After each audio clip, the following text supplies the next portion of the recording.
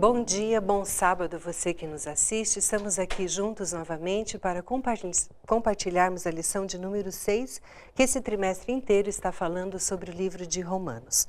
Você pode acessar as lições através do site do mais.cpb.com.br ou também através do facebook.com/conexão sem o tio, número 7, Curitiba.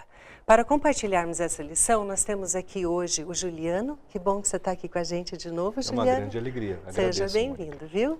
E o Neri, que é a primeira vez que está aqui com a gente. Seja bem-vindo, viu? Para compartilhar essa lição. Nós vamos estudar hoje sobre Adão e Jesus. E antes, então, desse estudo, vamos pedir a orientação de Deus. E eu peço que o Juliano faça uma oração para a gente, por favor. Vamos orar. Senhor, nosso Deus, nosso Pai, nesta manhã de sábado, nós te agradecemos pelo privilégio de te adorar no teu santo dia e de nos alimentarmos da tua santa e bendita palavra, que é a mensagem do estudo que vamos recapitular agora, que nos sustentou, nos deu esperança, nos fortaleceu durante a semana, possa brilhar em nosso coração e possa nos fazer entender um pouco mais do teu amor e do teu maravilhoso plano de salvação para as nossas vidas. Nos abençoa aqui e agora e esteja entre nós, em nome de Jesus. Amém. Amém. Eu gostaria de começar o estudo lendo o nosso verso principal, se você quiser acompanhar com a gente, está em Romanos, no capítulo 5, versículos 1 e 2, e diz o seguinte: Justificados, pois, mediante a fé, temos paz com Deus por meio do nosso Senhor Jesus Cristo, por intermédio de quem obtivemos igualmente acesso pela fé a esta graça na qual estamos firmes e gloriamo-nos na esperança da glória de Deus. Esse é um verso muito poderoso, né? Porque ele concentra toda a nossa salvação em Jesus, na realidade. E eu gosto muito como o autor, ele traça esse paralelo de Adão e Cristo, né? Falando de Cristo como o segundo Adão, aquilo que Adão não conseguiu, Cristo conseguiu por nós. E assim como nós estivemos através do pecado de Adão, a gente estava fadado, né, a uma morte eterna. Sim. Cristo resgatou isso, né, e nos dando uma segunda oportunidade, né? Isso é realmente um contraste muito grande, né, da atitude de Adão, que viveu num ambiente perfeito, né, onde não existia nenhum pecado da onde ele estava ali, com a presença de Deus e dos anjos pessoalmente, e Cristo vindo num mundo totalmente corrompido de pecado, né, e mesmo assim ele ficou firme e pagou esse preço, né? Que era um preço que na realidade não só que Adão deveria ter pago, mas todos nós também, né? E Cristo pagou por nós.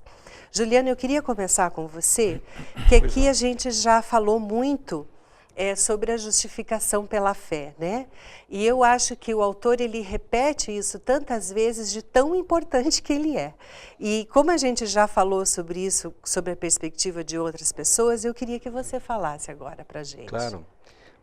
Irmã Mônica, na verdade, veja, Paulo está se dirigindo nessa carta para o público romano. Uhum. Os romanos eram especialistas em leis. O direito romano é a base da legislação de muitos países até hoje. Uhum. Ele é estudado em escolas de direito no mundo todo. Então, Paulo, ele se apropria de uma linguagem técnica, uma linguagem do direito, da justiça, né, para exemplificar a forma extraordinária como Deus nos livrou da condenação que era nossa. Então, é interessante que em todos os momentos, ao usar esse termo justificado, o justificado não é alguém que foi apenas perdoado, alguém que teve o seu pecado apagado, alguém que teve o seu pecado esquecido. Nós não fomos justificados porque o nosso crime foi apagado, ou esquecido, ou ignorado. Nós fomos justificados porque o nosso crime, a nossa sentença, ela foi paga. Uhum. Todavia, ela não foi paga em nós. Por misericórdia de Deus, alguém recebeu a sentença em nosso lugar. Então, nós estamos hoje, né, Mônica, na era dos super-heróis. As maiores bilheterias e sucessos por aí a gente ouve e vê nas propagandas e nos trailers aqui e ali, que o mundo hoje é ficcionado por heróis. Uhum. Mas eu me lembro quando eu assistia filmes de heróis, Eu me lembro de uma cena de um filme lá da década de 80. Assistia na sessão da tarde sempre, né?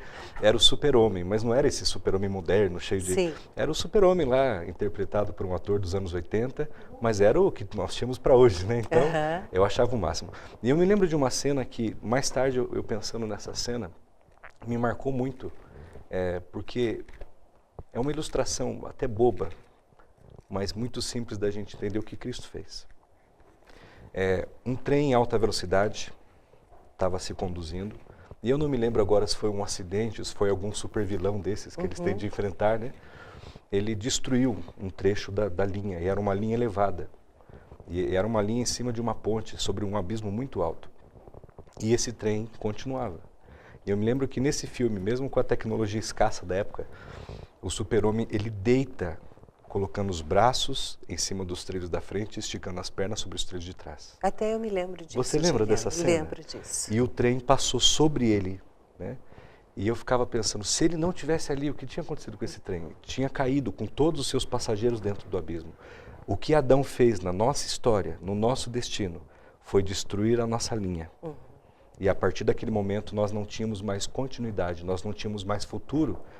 O nosso único destino era o abismo, era a morte. Cristo veio e se tornou essa religação. A própria palavra religião significa religar. Né? E ele aguentou o peso e o castigo de ter todos os pecados da humanidade passando sobre ele, para que a humanidade não fosse jogada no fundo do poço. Muito bem colocado, acho que ficou bem fácil da gente fazer essa comparação aí, né? Neri, eu queria que você falasse para mim que aqui a lição ela fala que Jesus ele morreu por nós enquanto a gente ainda era pecador, né? Isso faz muito me lembrar a história de Abraão, quando ele foi chamado. Ele certamente, ele era um pecador. Mas Deus, na sua magnífica bondade, ele viu algo de bom em Abraão e chamou ele. Quando ele vem, ele atende ao chamado, até isso foi comentado na lição passada, e que Abraão, nesse tempo, ele morava numa região onde ele enriqueceu. E ali, possivelmente, ele teve a sua família toda enriqueceu. E quando Deus chama ele chama naquele momento em que ele é um homem bem-sucedido. Ele abre mão daquilo ali e vai para Canaã, que era o projeto do pai dele, ir para Canaã. E ali, quando ele aceita esse chamado, ele simplesmente fala assim, não, a partir de agora eu deixo tudo para trás, nada me prende. Isso fica uma lição para a gente, quando a gente tem algum chamado, quando a gente tem alguma coisa para fazer que agrade a Deus, você tem que dispor de todas as coisas e as forças que você tem para agradar aquele que te chama. E quando ele chega a Canaã, ali realmente começa uma nova fase da vida dele. E indo mais para frente um pouco, falando de Adão, que o pastor falou, quando ele é chamado para mais uma prova de fidelidade, por isso que ele é chamado pai da fé, onde realmente ele põe à prova aquilo que muitas vezes a gente não tem coragem, que a gente sempre pensa, e o que eu vou ganhar com isso, se eu fizer isso, né? Quando ele é chamado para entregar o filho, Isaac, mais uma vez ele não questiona, porque ele pega o filho e vai aonde tem que ir, ao monte que Deus coloca para ele ir, que é o Monte Moriá. E é engraçado aqui que a gente lendo essa parte, se me permite, eu vou ler aqui, aqui no capítulo 15 de Gênesis, no versículo 2, e diz assim, então disse Abraão, Senhor Deus, que me has de dar, pois tenho filhos e o mordomo da minha casa, e o Damasceno Eliezer. E aí, seguindo mais para frente, eis que veio a palavra do Senhor dizendo, ele não será o teu herdeiro, mas aquele que das tuas entranhas sair, esse será o teu herdeiro. Agora, mais para frente, indo no capítulo, aqui no capítulo 22, quer dizer, ele tinha necessidade de ter um herdeiro. E Deus fala que nesse não vai ser teu herdeiro. O teu herdeiro eu vou providenciar. Mantenha-se fiel, porque o que eu falei eu vou cumprir. Você vai ser o pai de uma grande nação. Mas para isso você tem que ter um filho. E quando ele tem esse filho, o que acontece? Abraão tem mais um chamado de fidelidade e de entrega. Então se levantou Abraão pela manhã de madrugada e abarrou seu jumento, tomou consigo 2 dos seus moços e Isaque seu filho. Quer dizer, Isaque estava no propósito de Deus. Então Abraão faz o seguinte, pega o teu filho e vai lá onde tem que ir. E em momento algum ele perguntou, mas será que é Isaque? Será que não é um dos dois? Ele não sabia quem ia. Na verdade, ele sabia que ele tinha que fazer um sacrifício. E disse Abraão a seus moços, fica aqui com o jumento e eu e o moço, que seria o filho dele, iremos até ali. Ali aonde? Cumprir o mandado que Deus me deu. E havendo adorado, tornaremos a vós. Quer dizer, aquilo ali, o sacrifício deixou de ser uma pena, passou a ser uma adoração. Eu vou lá, faço aquilo que tem que fazer, adoro a Deus e volto. Ele tinha tanta certeza que Deus ia providenciar o instrumento para a adoração e o sacrifício, que ele falou assim, ó, eu vou lá e já volto. Mas é bonito porque quando Isaque chega lá e fala assim, pai, mas o que eu estou fazendo aqui? Aí quando ele fala assim, ó, e disse, eis-me aqui, meu filho, e disse, eis que o fogo e a lenha, mas aonde está o cordeiro para o holocausto? Então, aqui mais uma vez a gente chega juntando aqui os assuntos Abraão, Adão e Jesus, que a gente vai fazer na segunda parte do capítulo 5. Aqui, na verdade, muitos falam assim, Isaque é um tipo de Cristo. Mas não foi Isaque que morreu. Quem morreu foi o cordeiro. Então, Deus já tinha preparado o cordeiro, a salvação para Abraão aqui, pela fidelidade dele. Então, quem morre é o cordeiro. E tanto é que quando a gente aceita a justificação pela fé, o que é você ser justificado? É você aceitar o teu perdão. Aceitar que o teu sacrifício tá certo. foi feito. E já que quando ele volta, aqui no caso, ele faz o sacrifício, ele adora, o que Abraão faz mais? Para ser aceito o perdão que Deus deu a ele. Ele não faz mais nada. Ele simplesmente cumpre o que Deus mandou, Deus cumpre a promessa, supre a solução, o cordeiro é morto, ele volta para casa perdoado. Então, acho que a justificação é esse, é você aceitar que foi perdoado e acabou. E já que você falou em morte, Juliano, o próximo item aqui da nossa lição, ela fala sobre a morte, né? E eu achei interessante porque a morte, ela é muito... A gente nasce sabendo que vai morrer, quando você tem consciência, e mesmo assim ela é muito estranha para a gente, porque a gente não foi feito para morrer, né? E o autor, ele fala sobre isso daqui. De fato, Mônica, a morte é a consumação absoluta de todas as maldições do pecado, né? É bem verdade que a morte que nós vivemos, que nós presenciamos hoje, Deus nos poupou da verdadeira morte. O que nós temos hoje é um sono. A Bíblia se refere ao intervalo entre a vida e a ressurreição, na volta de Cristo, como um sono. A morte da qual Deus nos livrou, e essa que verdadeiramente importa, é a morte eterna, porque dela não haverá mais despertar. Não haverá mais eu não vou mais acordar da morte eterna. Dessa morte, salvo ou perdido, um dia eu vou despertar. Mas da morte eterna, ninguém volta. Sim. Apenas Cristo voltou. A morte, pense assim, eu gosto de observar a cruz, e eu vejo na cruz todas as maldições que Deus já lançou contra o pecado caindo sobre Cristo na cruz. Pense que todos os sinais que aconteceram, os sinais sobrenaturais que ocorreram na cruz, foram muito similares às pragas que Deus lançou sobre o Egito, né?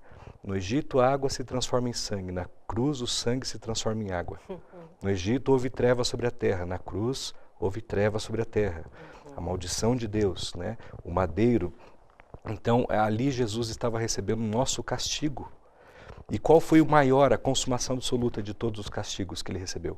A morte, né? A morte é o nosso inimigo absoluto, diz a lição. Porque a morte é a consumação do pecado. Deus disse, eu sou a ressurreição, a verdade e a vida, palavras de Cristo, né, em João capítulo 11. E o que é a morte? É a separação absoluta de Deus. Se Ele é a vida, a morte é o estado de total separação de Deus. Tanto é, querida Juliana, o maior sofrimento de Cristo foi essa separação, né? Porque eu acho que ele, enquanto humano, o medo dele que se separasse para sempre de Deus, Sem né? dúvida. E com certeza acho que vai ser o mesmo sentimento das pessoas que não vão se salvar, né? Que vai ser uma morte eterna, né? Esse sentimento de separação Sem eterna, dúvida. né? É uma esperança perdida para sempre. Né? E a grande notícia que a lição nos traz, Mônica, é que Cristo foi o único que foi até a morte eterna e voltou vitorioso de lá. E trouxe em suas mãos as chaves dessa prisão. Nós estávamos todos presos no império da morte. Jesus venceu a morte. Ele disse, eu estou vivo pelos séculos dos séculos. Eis que estive morto, mas estou vivo. E tenho as chaves da morte e do inferno. Apocalipse, capítulo 1, verso 18. É um verso que a lição aponta. E graças ao fato de ele ter vencido a morte e ter a chave da prisão, ela não tem mais poder eterno sobre nós. Um dia ele vai nos libertar a todos. E até eu acho que assim fica assim um recado para as pessoas que nos assistem, né? Que eu acho que uma das coisas mais difíceis para o ser humano é enfrentar a morte de alguém querido, né? Mas como é alentador você ir num velório de uma pessoa que acredita, que tem uma fé, porque é uma tristeza, mas não é um desespero. Porque a gente tem uma esperança, né? Que triste para a pessoa que acha que a vida acabou ali e não tem mais nada, né? Então, realmente, isso é um consolo para a gente que acredita que é realmente um sono, um descanso, né? É um grande conforto. Né? É um grande conforto, realmente, né? Isso, Mônica, faz eu entender uma coisa. Esses dias até eu tive um parente que que morreu e até eu queria fazer, mas como a família estava muito atrasada ali, eles quiseram antecipar inclusive o velório. Eu queria deixar uma mensagem para eles, que eu sei possivelmente eles vão ver. Porque para a gente entender a morte, você tem que primeiro entender a vida. Porque a vida, ela segue após a morte. Para nós que acreditamos numa vida eterna. Porque quando Deus cria Adão, ele cria primeiro o reino vegetal, depois ele cria o reino animal, ele cria Adão num reino espiritual. Adão não fazia parte do reino animal. Ele passou a fazer parte do reino animal quando ele se tornou pecador. Então, esse é o propósito, esse é a busca, não vou dizer eterna, porque um dia essa busca vai cessar, mas é a busca enquanto nós estivermos vivos, que Deus busca o homem para que volte para casa. Adão escolheu sair de casa, e por isso que ele foi expulso do paraíso. E nós, como descendentes de Adão, nós nascemos fora de casa.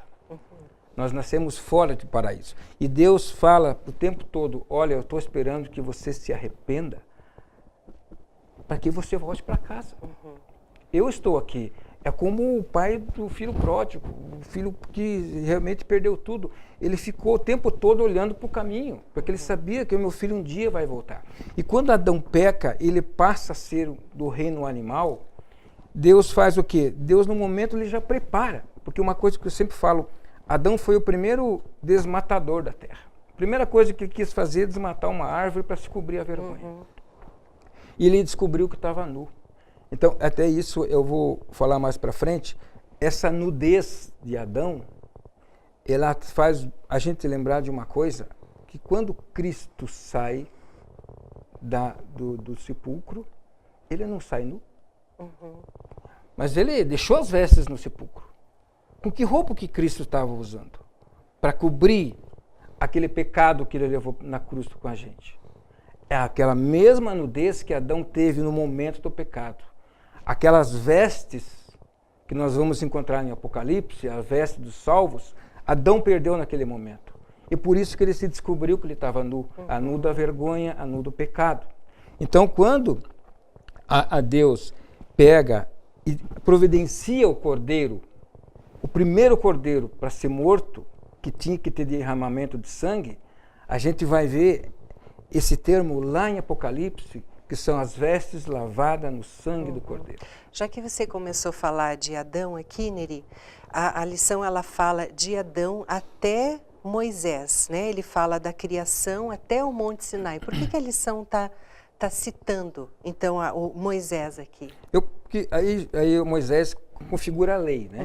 Que até Moisés não existia lei. Então, você salvo... só que os judaizantes da época, eles acreditavam, inclusive Paulo está falando para eles em Roma, que eles teimavam que eles tinham que ser salvos pela lei. E aí Paulo falou assim, não, é pela graça. Como a gente viu em Gálatas, né, no trimestre passado.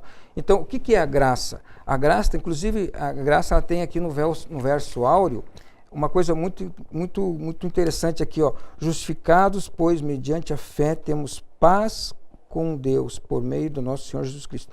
Aqui você já encontra a Trindade, nesse versículo. Justificados, pois, Deus é que nos justifica.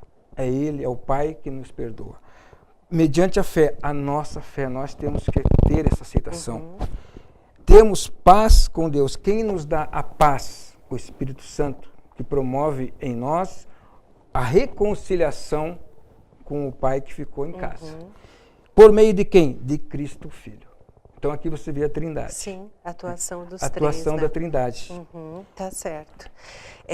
Juliana, eu acho que aqui, ó, o próximo tema, acho que é o auge da nossa lição, né? Porque aqui está falando de Jesus como nosso segundo Adão. Eu já dei uma pincelada no comecinho, mas eu queria que você se aprofundasse. Bem, Jesus ele veio para ser o Adão vitorioso, em substituição ao Adão derrotado, ao Adão fracassado, que é o nosso pai genético, sanguíneo, né? É o progenitor da nossa raça. É interessante, o irmão Neri comentou a respeito da nudez de Cristo, né? E é bom observar que, historicamente, os crucificados, Mônica, eles não tinham nada quando eram pregados na cruz. A gente sempre vê em pinturas, em filmes, uma peça de roupa ali cobrindo, né, a nudez por uma questão de piedade, para não escandalizar o público que assiste. Mas, na verdade, o crucificado era pregado na cruz inteiramente nu, para que ele padecesse também de vergonha. Que a vergonha dele aumentasse. Exatamente. Né? Então, Cristo ali pendurado na cruz, sofrendo a zombaria, sofrendo o escárnio, a maldição de Deus pelo pecado, representa aquele Adão pobre e desgraçado no Éden, que agora reconhece que o que ligava ele à divindade do Pai havia sido perdido. Até a luz das suas vestes. Ele sentiu vergonha, Jesus Cristo na cruz de vergonha. A diferença é que Adão sentiu vergonha por um pecado que era dele, Cristo foi envergonhado por pecados que não eram dele. Né? E na vinda de Cristo a essa terra, é interessante que no início do ministério de Jesus, tanto Adão como Cristo nasceram de forma sobrenatural por obra e ação direta de Deus. Sim. Né? E todos foram designados no tempo determinado por Deus. Mas é interessante que o início do ministério de Cristo, a tentação de Cristo no deserto, mostra que Cristo havia realmente vindo para vencer exatamente onde Adão tinha perdido. A primeira tentação foi transformar pedras em pães, o apetite. O apetite, foi fruta, aí onde né? ele... A proposta do inimigo foi, olha Adão, os seus olhos se abrirão, né? Concupiscência dos olhos. Jesus foi tentado para que ele recebesse visibilidade, se lança daqui para baixo, porque você não quer chamar a atenção das pessoas, Deus vai mandar os seus anjos para que te sustentem, você não quer anunciar a chegada do teu ministério, o que é uma forma mais gloriosa, como é, se lance daqui para baixo. Os seus olhos se abrirão, Adão. E a terceira tentação de Cristo, tudo isso te darei se prostrado me adorares. Foi também uma das tentações que Adão caiu. Né? Olha, os seus olhos se abrirão e você será como um Deus. Você vai ter uma existência elevada, gloriosa, maior e melhor do que a que você tem. Satanás ele faz uma proposta com um cerne muito parecido, num formato diferente, quando diz assim, você não veio buscar o mundo, Jesus, né? Eu te dou o mundo, apenas reconheça que eu também sou um Deus. Adão quis transformar a si mesmo num Deus. Satanás quis transformar a si mesmo num Deus. Apenas Jesus Cristo, que sendo Deus, escolheu por si mesmo deixar de ser Deus, para se transformar, se humilhar, né? Esvaziou-se de si mesmo, fazendo-se a semelhança de um servo. E sendo achado na forma de servo, foi obediente até a morte e morte de cruz, né? Está lá em Filipenses. Então, Jesus, ele veio, quando a gente observa as vitórias que Jesus foi tendo sobre todas as tentações, sobre todas as provocações, sobre todas as armadilhas do inimigo, ele veio reconstruir aquela estrada destruída, aquele fio solto, aquela ponta solta que Adão havia deixado. Né? E ele retoma essa história, dando agora a ela um final feliz. um final vitorioso, diferente de Adão. Nossa, uma bênção, né? Uma a gente bênção. pensar nessa história mesmo, né? Olha, a gente já contemplou basicamente todos os assuntos da lição. E para a gente fazer um fechamento, eu queria começar com você, Neri. Sim. Que você falasse para as pessoas que nos ouvem o que foi mais importante no estudo dessa lição para você, que você gostaria de compartilhar. Eu gosto muito de fazer os textos intertestamentários, onde você tem a importância do Novo ligado com o Velho Testamento, que essa semana até eu comentei com um amigo meu, que falei que viria para cá, e falei assim, ó, eu vou fazer uma lição que nós vamos falar sobre Adão e Jesus. Mas, infelizmente, ele não é adventista. Então, ele é de uma outra religião, e que ele falou assim, mas o que tem a ver uma coisa com outra? Quer dizer, olha o poder do afastamento que o povo de Deus teve da palavra, ao ponto de não reconhecer a semelhança entre o início e o fim. Então, aqui no caso, eu disse para ele, olha, eu vou fazer essa lição e vou realmente fechar, vou fazer essa ligação para você entender. Por quê?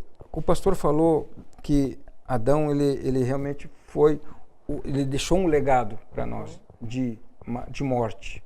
Então aqui, eu vou ler no capítulo 3 de Gênesis, aonde começa e depois eu fecho agora em Apocalipse, onde termina.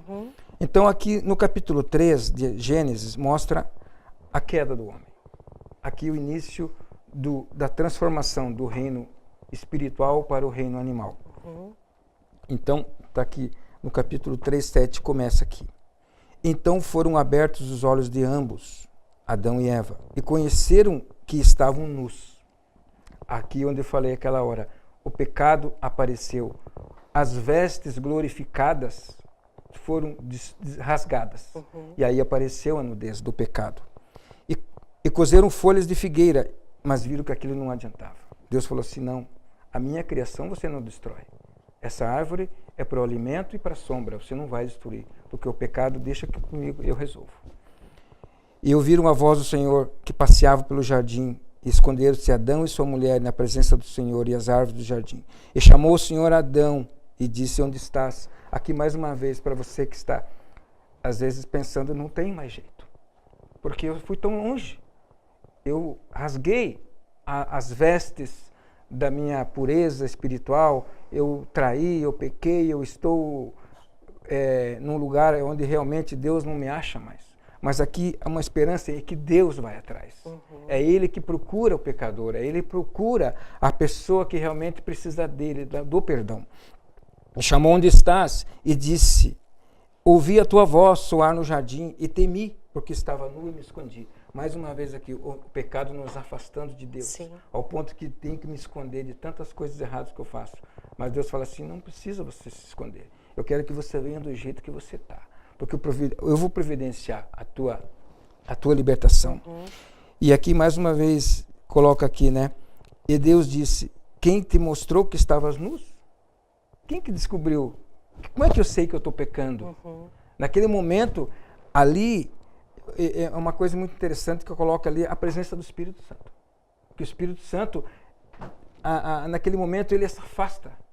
E ao ponto que Adão fica assim preocupado, poxa, e agora eu não estou mais na presença? Mas quem te disse que você estava nu? A consciência dele disse.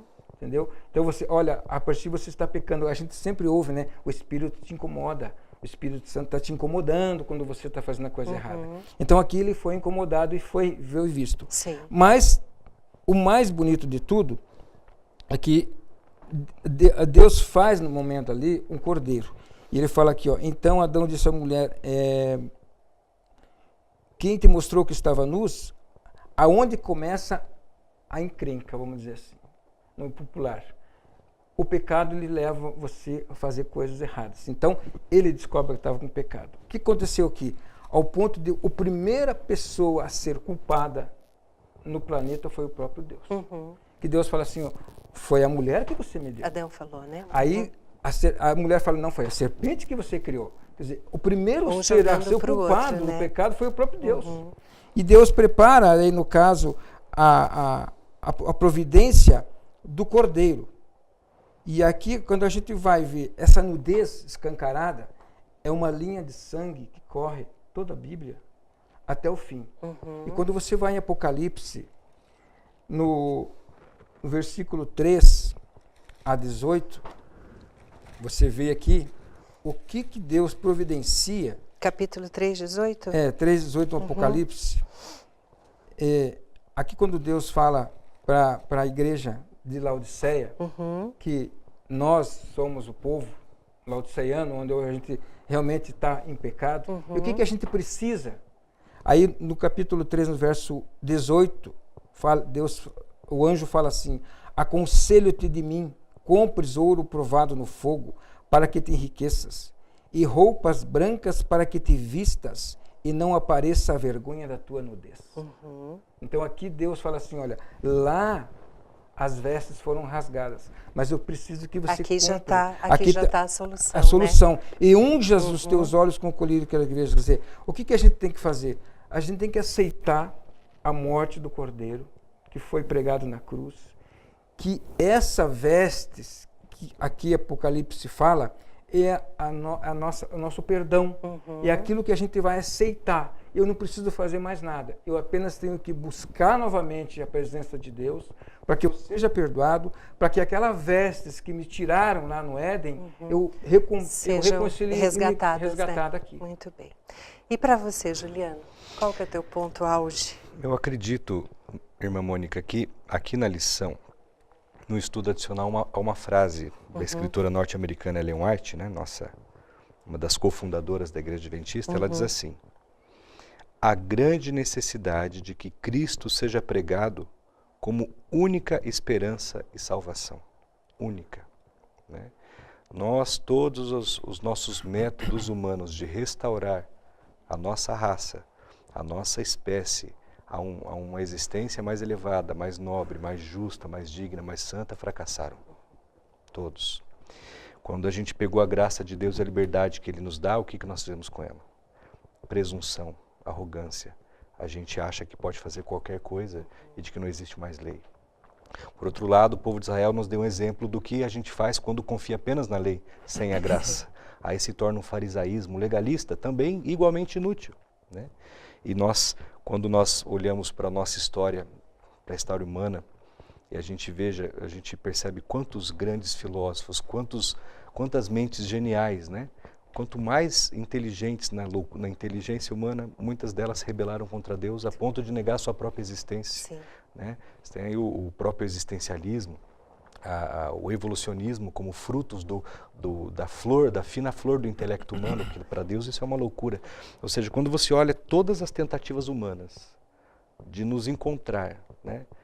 Quem somos nós, de onde nós viemos, de dar resposta ao sofrimento humano, de dar resposta ao coração fraturado do ser humano, de buscar a paz, de buscar preencher esse vazio existencial. A gente percebe que em todas elas nós fracassamos, fragorosamente.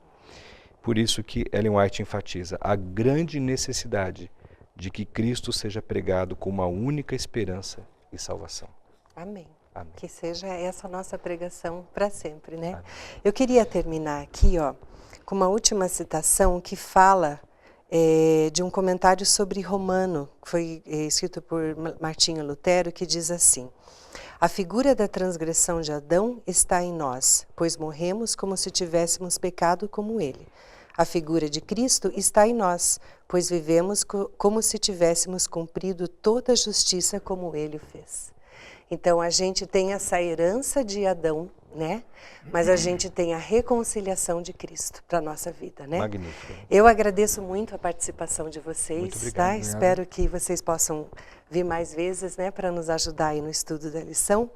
E eu gostaria de terminar, então, com uma palavra de oração. Eu peço que o Neri faça uma oração para nós, então, por favor. Faça uma oração. Antes de orar, eu só vou fazer a leitura desse verso final aqui, que realmente fecha o nosso estudo. Ele está no capítulo 3 de Apocalipse, no verso 5. O que vencer será vestido de vestes brancas, e de maneira nenhuma riscarei o seu nome do livro da vida, e confessarei o seu nome diante do meu Pai e diante dos teus anjos. Então vamos. Amém. Bondoso Deus, amado Pai, te agradecemos por esse momento onde aprendemos mais, Senhor Deus, da Tua vontade para a nossa vida. para que nós possamos, Senhor Deus, reconhecer a cada dia que Jesus Cristo foi o único e é o único Salvador da nossa vida. Foi morto para livrar os nossos pecados. Simboliza o Cordeiro, Senhor Deus, que o Senhor abateu lá no Éden, para que possamos acreditar que, através do seu sangue, todos os nossos pecados foram totalmente extintos, Senhor Deus. E que possamos apenas crer nessa provisão divina. Dai-nos, Senhor Deus, essa presença constante do Teu Espírito, para que possamos andar em santificação contigo, até a volta do nosso Cristo Jesus nos ares. Amém. Amém. Amém, Senhor. Senhor. Muito obrigada pela tua companhia conosco no estudo dessa lição. Gostaríamos apenas de lembrá-lo que você pode acessar os nossos cultos ao vivo aqui na Igreja Central, todos os sábados pela manhã a partir das 10 horas e também aos domingos e quartas-feiras a partir das 19h30. Tenha um dia muito feliz e abençoado. Fica com Deus. Amém.